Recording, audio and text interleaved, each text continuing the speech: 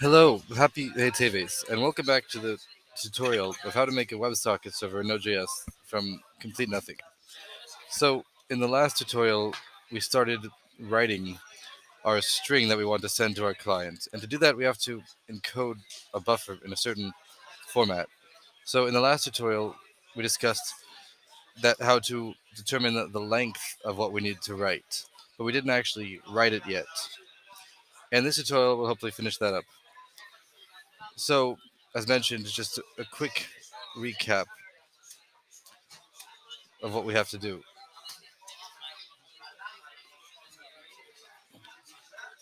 That, as mentioned, this is the first. These are the first byte which we already have, and then this is this second byte we also already have. But just to reiterate, that this first bit of the mask is a 0 or 1, depending on if this is going to be encrypted.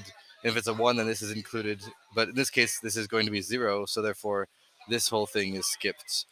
And then the payload length is the length of our data. So if our length is less than 126, then the length is only here, and then our payload data starts immediately afterwards here.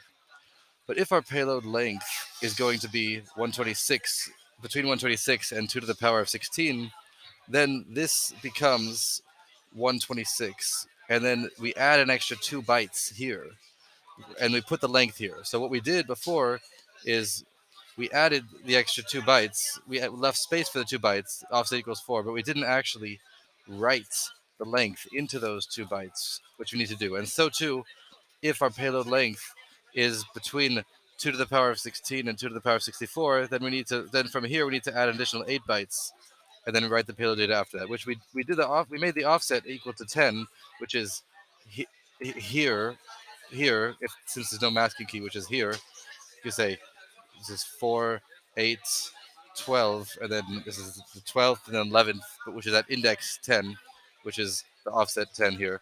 But we need to still actually, in those cases, we need to actually write the length to either here, if it's between 2 to 16 and 2 to 64, or here, if it's between 126 and 2 to the power of 16. So we need to first do that, and then we need to actually write the payload data here, and that should be everything. So here, let's do one thing at a time. So earlier we did the buffer to write with, this is the number 126, which is just they decided that this should be the number to set to here if our data is going to be between 126 and 2 to the power of 16. They just decided that this has to be equal to that in that case. So that's what we did before. But now we need to actually set this equal to the length itself, which is a 16-bit number. So to do that, this offset equal to 4 will be only here, will be up to here, which is where we're going to actually write the payload data. But at the moment, our offset is still should be right after this one. So earlier, when the offset was 1, we wrote this because offset, this is the second byte, which is at the offset 1. But now after we write this, now our offset needs to be at 2, which is the third byte, which we didn't do yet. So this is going to be left for later. But up until here, we need to have the offset equal to 2, which is the third byte, which essentially is from here. And then we need to write a 16-bit integer, which represents our length, because it's either between 126 or 2 to the power 16, and 2 to the power 16 is non-inclusive, is a 16-bit integer. So that's what we need to do now. So basically, we have the length saved as a variable, length of payload, and we need to just write it as a 16-bit integer to our buffer. So buffer to send dot write uint 16 be. It's just a format that is decided in Node.js to write a standard regular 16-bit integer. The difference between unsigned a bit and signed bit is a different. Unsigned int and signed int is a different discussion, and the be also. But all you need to do is that all you need to know is that this is essentially a simple way of writing a 16-bit integer, which is essentially a number that takes up 2 bytes, a number between 0 and 2 to the power of 16, which is our length in this case. Except instead of 0 to the power of except instead of being between 0 and 2 to the power of 16, it's between 126 and 2 to the power of 16. But it should still have the same effect anyway. So we're going to write it at our offset, which is 2, meaning at index 2, which is our third byte, and then it writes a 16-bit integer, which takes up all this space. And now our offset is 2 more bytes, which is here, which is index 4, and then from there we write our payload data. But now, if our length is between 2 to the power of 16 and 2 to the power of 64, then they just tell us that in the instructions that that's what we have to, then we have to essentially write the length in the next 8 bytes following the second byte. So our offset here is also going to be 2 because we're going to start writing here, and we're going to go all the way. We're going to write a 64-bit integer into our buffer, which is not. It didn't used to be standard, but in the more recent versions of Node.js, they made it a standard function of writing a 64-bit number. So we're just going to do that. So buffer to send dot write big u int u int capital I 64be is essentially the function that is used in Node.js to write 64 regular 64-bit integer in the space at this offset, which takes up. We don't. Okay, I wrote it in the wrong spot. This it's the right idea, but I actually messed up. It should be right here. This is in our case where this is the case where the length is between 2 to the power of 16 and 2 to the power of 64. This is where it needs to be written. There are 16-bit integer, which is our length in this case. Length of payload. At our offset, which is 2. We need to change that. Offset equals 2. No, this is the extra. Okay. Meaning our offset, this is just, we don't really need the variable now, but we do need it for writing the actual payload. So remember, the offset 2 is a third byte starting here, and then we write a 64-bit integer, which goes all the way to here, not including this, because this masking key is only if this is equal to 1, but in this case it's 0, so this whole thing is skipped, and it goes from here to here. Now, all we need to do is write our buffer. So we're writing essentially a string in this case, but in some cases it might automatically make the string into a buffer. So we just need to check for that. So might be a buffer, and then we need to make a string, and then first of all, if it doesn't exist, we need to return. Maybe we could console.log something, nothing, but that's just for debugging. And then we need to make our string variable into, if this is a buffer, then we just need to call a .toString method. And if it is a string, then toString just does nothing anyway, because we need to be able to write the string with our write function. You could also do the concat. You could also concat a buffer.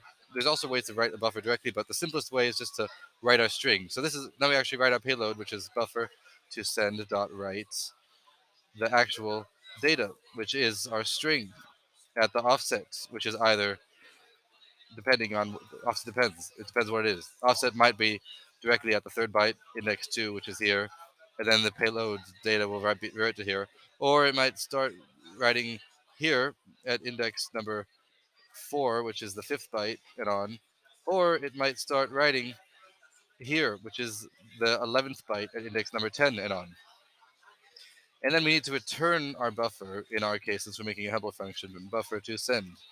Then when we return it, then it goes into this variable. And if that variable exists, which it should, except in this case, then we write the encoded. And if it doesn't exist, we could do our console log there, I guess, just to check for encoding. Else, and this means, I guess this would mean that there was some issue in writing it. And that should be it.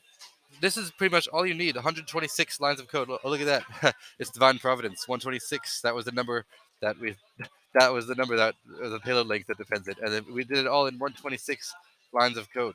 So that's kind of miraculous. And it's Teves today, so miracles are in a great abundance. Let's just test it. Node.js, kind of a weird name, but happens to the best of us. And now let's just see if it works. We don't need this documentation anymore since we already figured it out. So localhost 8081, that's the port we're using. We don't even need to visit it. We don't actually need to visit it in HTTP. We just need to use the console anyway. But oh well. So let's try this. So essentially, this is the code we had before. Then I'm just going to rewrite it. So we have something as our WebSocket, and then this is like automatically done, a WebSocket protocol at our server. And then when it opens, it should say it opened. And then when we get a message, let's just console.log that message. So we need to, the message on the client side takes an event, and then the event has the data in it that we wrote from the server. So console.log event.data. And let's see if that actually works. And it did not work, which is okay because trial and error happens to the best of us. Oh, this is some extra code that I had from another tutorial. Okay, I forgot to mention that earlier. I actually tried to. Remember, this is actually a continuation of the other tutorial. In the other tutorial, I actually, at the moment, I haven't done it, but I plan on actually cutting out the end of it because I did a bunch of other things at the end, which had a bunch of problems. So I'm redoing it now, and that code that you just saw that didn't work is left over from the other version of the video that I attempted to do before. But as far as the code that we actually wrote, it should work hypothetically. And look at that, shalom! It wrote our message, and it opened and wrote our message. So that is pretty cool. We got 126 lines of code so far, at least. Or now it's 124 or whatever. But essentially, very little code to write an entire WebSocket server from absolute and complete scratch. Except the thing it doesn't do, it doesn't read the data from the client to the server. It sends data from the server to the client. So to read the data from the client to the server using WebSockets is actually extremely complicated. It's possible, and it might be possible to simplify it somehow, but I have not seen it documented anywhere. But a standard way of doing it, very simply, would be to send data from the client to the server using HTTP instead of WebSocket protocol, and then we can send data from the server to the client using WebSocket protocols, and we can even send to the same person who sent through HTTP by making a unique identifier. So let's just quickly try to do that. So basically, it would also involve keeping track of which sockets are open, because sometimes they might be closed and you can't write to it if it's closed, but that's another issue. So here we have in code data shalom. So let's just make a new function for writing because we're gonna have some trial and error. So function cosave takes in a string and a socket that it uses to write. We can also make a whole wrapper library, but this is just simplicity for simplicity. And then let's also just keep that shalom message. So here cosave shalom, and then here in code data we do string.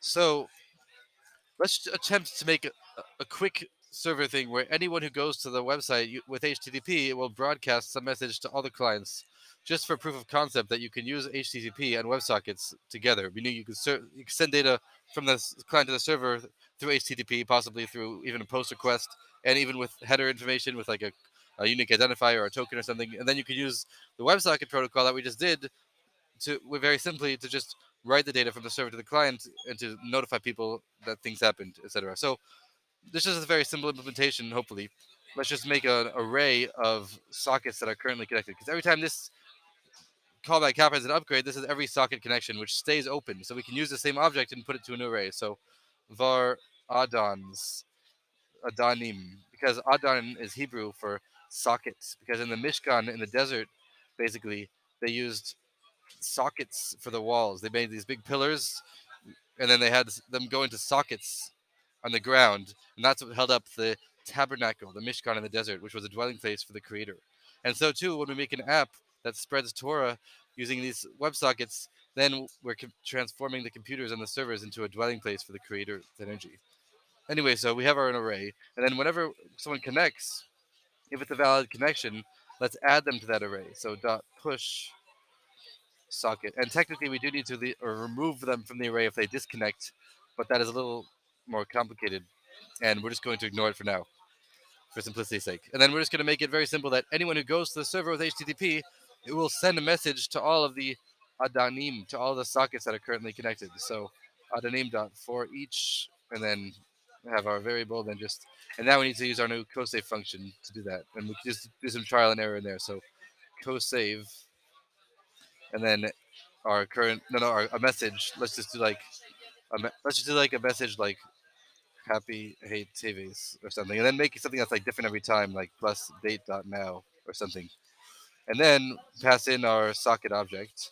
And now in here we just need to quickly determine if it's open or not, which is a little bit complicated, but for now we'll just do try and catch, just for simplicity's sake. But there's really other ways to determine if the socket is still open or not. We're just gonna do try catch, just because we can, hopefully catch. And technically in the catch we could remove it from the array, but for now we'll just like say something just for simplicity. Okay, let's see if this actually works. So first of all, we need to have someone connected in HTTP, and we also need to have someone connected using the WebSocket protocol. So let's just see if that works.